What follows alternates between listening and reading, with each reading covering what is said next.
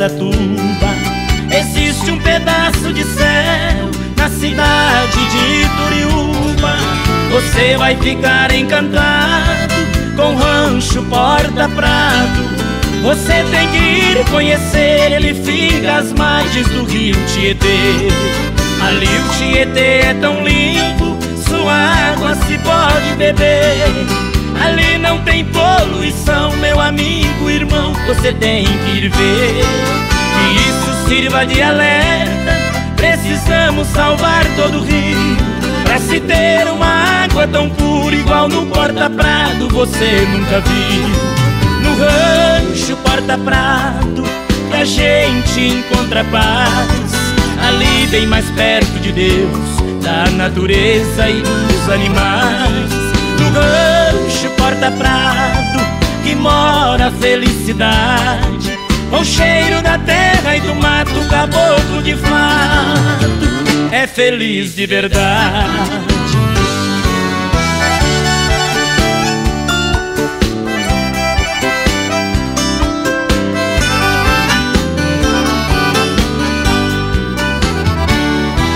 De janeiro a dezembro o rancho é visitado.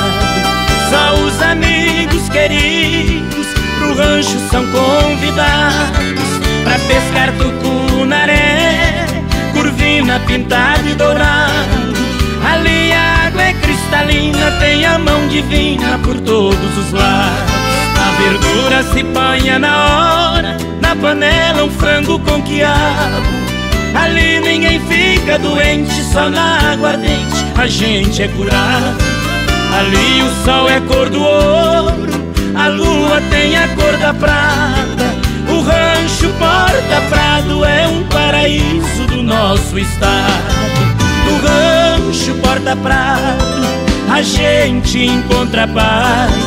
Ali bem mais perto de Deus, da natureza e dos animais. No rancho Porta Prado que mora a felicidade. Com o cheiro da terra e do mato, caboclo de fato é feliz de verdade.